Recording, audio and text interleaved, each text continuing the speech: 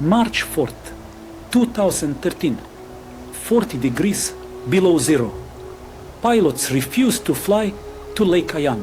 The reason is simple. There's fog on the weather map in the lake area, so the flight has been postponed for the third day. This could go on for a long time if we hadn't agreed to a non-return flight. What does this mean? That we won't ask for a refund for the flight if the helicopter returns due to fog. And indeed, there's no point in getting mad at the aviators, they're just being cautious. Only I knew that during severe frosts, where our cottage is located, fog always forms, but it's not as scary as it's portrayed on weather maps. Mist rises from the Ayan River, which, having left the lake, has not yet frozen over, as the water temperature is 3 degrees above zero. It's like taking a pot of boiling water outside in the frost. The water will steam heavily. Even in severe frost, the relatively warm river steams as if it were a hot spring. On the fourth day, we flew by helicopter to Ayan, flying over the ice floe.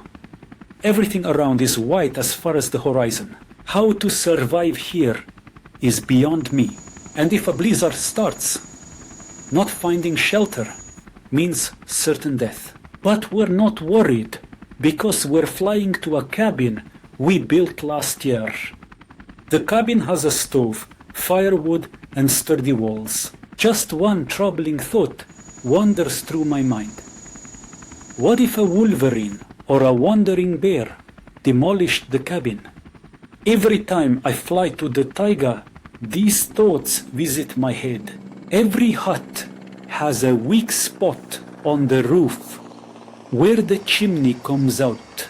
Here's an easy passage for the wolverine. It's the biggest mischief maker in the winter taiga. A bear won't climb onto the roof. Here comes Ayan. The mist is as if it never was. Around noon, it's usually dispersed by the wind and the sun. The helicopter landed. The cabin is intact. Now we can breathe. And then we do everything quickly. Quickly unloading the helicopter, we open the windows, light up the stove. We'll move the vegetables and belongings into the cabin. Then we can start preparing dinner. The cabin quickly fills with warmth. The door darkens, and we, full, go to sleep under the rustle of the northern lights.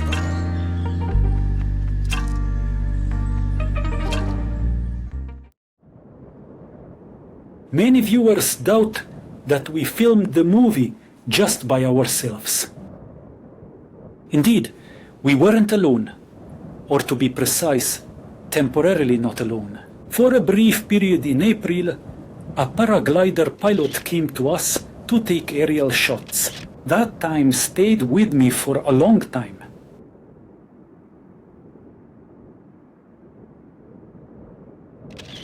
Just imagine, is it really possible to start the engine of a glider that has been outside all night at minus 30 degrees without a preheater? I was surprised when the engine started on the third try.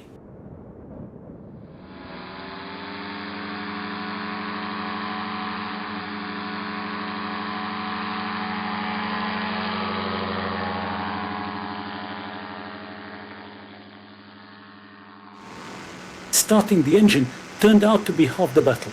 When we began to unfold the wing, it suspiciously creaked, not inspiring confidence. Will the material tear at high altitudes? It's even colder and windier up there. The wing held up, but other issues arose. I was sitting in the front with the camera filming, and there's no windshield on a paraglider. The flight speed is 40 to 60 kilometers per hour. Frost froze the camera's suspension and my hands and face, which I got a bit frostbitten. With each flight, we fixed the emerging issues and finally managed to take interesting shots.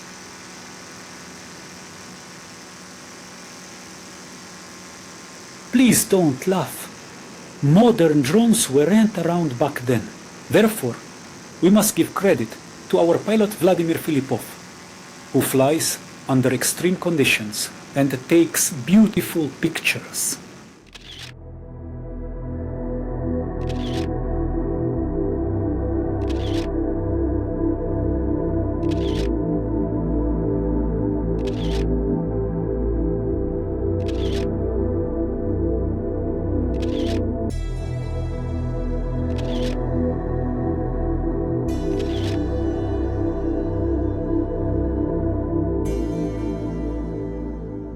To shoot the final shot of the movie, in November I invited Ivan Kobylyakov, a student of the Geography Department of Moscow State University, to come. I've taken Ivan with me on expeditions several times. In the movie, on the final shot, with a long pull away, there stand Valera and Vanya. And I was a kilometer away from them on a snow-covered slope, with my hands frozen, trying to smoothly back away using a translocator. I don't know how many attempts I made, but I never managed a smooth departure.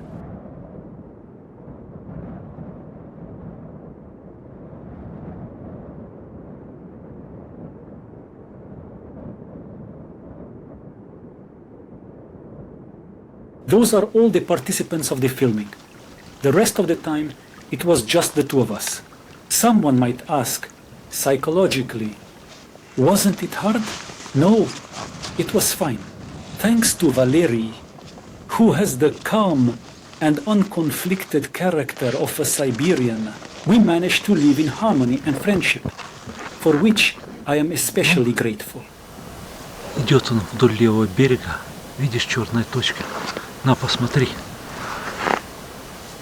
Вот под той черной скалке, подходит к черной скалке. Видишь? Now, on to the most important thing, the name of the movie. Many viewers, after watching, asked, where are the wolves? Usually, I answer this question with, in the forest, which is the absolute truth. Tell me, where is the contradiction with not being invited? We found ourselves alone in the wild, in the realm of wolves, where they live without human intervention. Right? Right. Wolves are around. The fact we didn't capture them in large numbers is actually the main point of the movie. Wolves are smart and don't allow humans to cross boundaries they set themselves. No matter how hard you try, there will be no contact with the person. Surely everyone has watched movies featuring close-up shots of wolves. So, are these more like enclosure wolves or wolves from Yellowstone National Park? And the Siberian wolves will never pose for the camera. Or would you like me to insert foreign wolves into the movie to deceive the audience and justify the title? This could easily be done. Not far from us, in the valley, lived a pair of wolves with whom we were closely acquainted and met. They knew us and understood that we wouldn't hurt them, but they always kept their distance and tried not to cross paths with us. These were mostly chance encounters. In this movie, we tried to prove that wolves in their natural environment are not bloodthirsty killers and do not pose a threat to humans.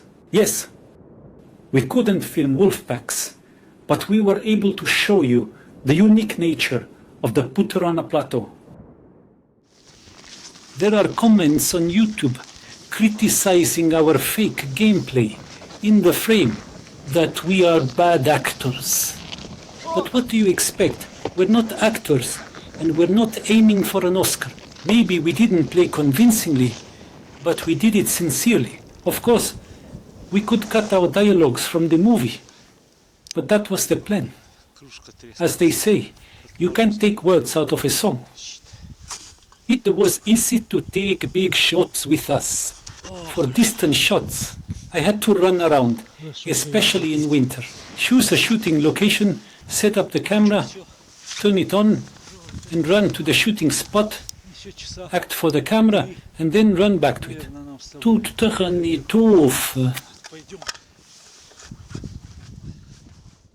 Once we had to shoot a scene where we're sitting in a hideout and deer pass by us.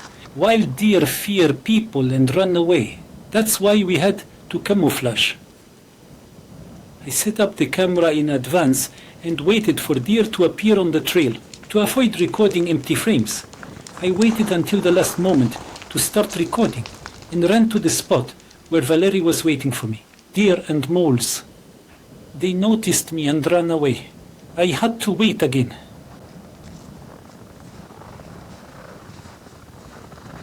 In another take, the deer didn't notice me and beautifully passed through the shot. But the male, sensing something was wrong, stopped 2 meters behind us. It was scary. We couldn't see him. Didn't move, fearing he might suddenly attack us. In November, the males are in rut, and their antlers are huge. If there was a third person, we could have shot that scene in one go.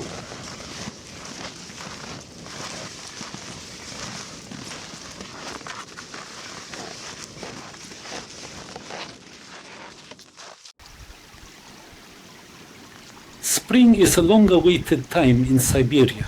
I love this season. The forest is clear, no mosquitoes, it's warm, everything changes before your eyes. Just keep shooting. To film, you need to see far and be able to recognize the subject. Our little monocle surprised many viewers. Carrying around a big binocular is pointless. It's heavy and awkward to handle. Considering we still have equipment, spare batteries, snacks, and a kettle behind us. Basic first aid kit, repellent phone, flare gun, and rocket launcher. All of this together is quite a load. So there's no point in wearing bulky binoculars. With an 8-fold compact monocular, you can quickly, which is very important, observe all objects. Why don't we have a gun? There's no point in carrying one. Wild animals fear humans and leave the path of their tracks, even bears. These are just so-called urban bears, who know humans and associate their presence with the availability of free food. They can be mischievous and approach a person. In the wild, they're shy. I won't hide it.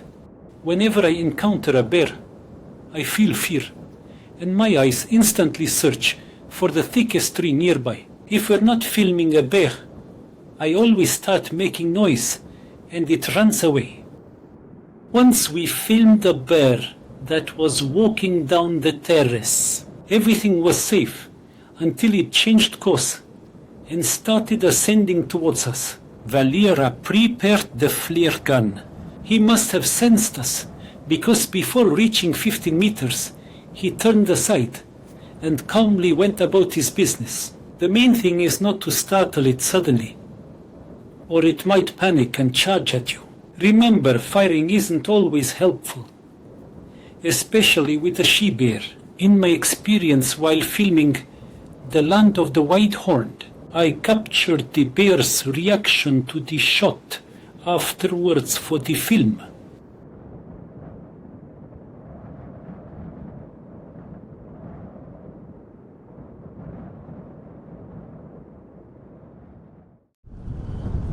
June brings the most anxious time, the time of the great water. Snow in the mountains melts rapidly, and water rushes into the valley. During such times, you shouldn't go in the direction where you need to cross a stream. Otherwise, you might not make it back. By evening, the Malamal stream could turn into a mud flood, impossible to cross. We knew this, but didn't think about the stream that flows into the river.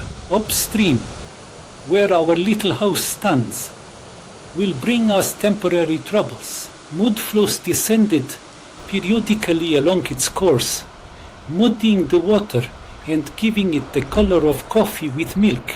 And we had to temporarily gather water from small streams and puddles which smelled of rotting leaves.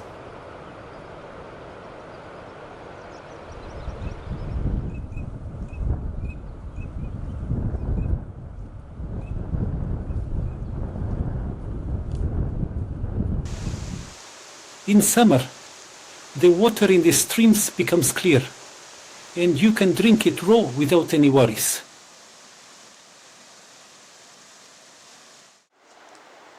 In recent years, the north has been warming up quickly. The summer of 2013 was anomalously hot and dry. The Taiga in Venk and Yakutia was ablaze, and the smoke from the fires was pulling us on the raft. There were days when you could gaze at the sun as if it were the moon without squinting. The air was thick with the smell of fire. It was unbearably hot and stuffy. We scooped up buckets of warm water from the river and doused ourselves. On hot days, we didn't venture far, busied ourselves with household chores, and eagerly drank green tea and kvass. We made it ourselves out of dark bread. Сегодня заволокло вообще все дымом. Ничего не видно. Жара стоит в тайге, пожары. И заблудиться можно легко. But when the smoke cleared a bit, we set out in search of wolves. And if we came across a forest lake on our way, we didn't just pass by. We dove into it and cooled off. The water was about 25 degrees. Ради этого стоило прийти на озеро. On hot days, we met no one in the valley. Not even bird songs could be heard. All that was left was to admire the landscape and dream of a distant life on the mainland. Да, дымка есть, Валер. Видишь, там ущелье вообще от пожаров этих. Да, была бы у меня апельсинка. Топ. Апельсинка. Я бы с тобой поделился. А если бы у меня был арбуз, я бы тебе отрезал меньше половины. Поскольку я очень люблю арбузы. Ой. Не видать нам в этом году арбуза, Валер. Да ладно. Как своих ушей. До конца ноября, дорогой мой. Закажи. Еще 5 месяцев. У тебя из корок сделают замечательные. Август, варенье. сентябрь, октябрь, ноябрь. 4 месяца. Варенье из корок. Варенье из корок пусть едят немцы. Индейцы. Индейцы, да. Презервация. В резервациях, да. А мы будем есть. Ой. А где-то женщина сейчас загорает на юге. А нам еще идти. Ой, как далеко, Валер. Ну пошли.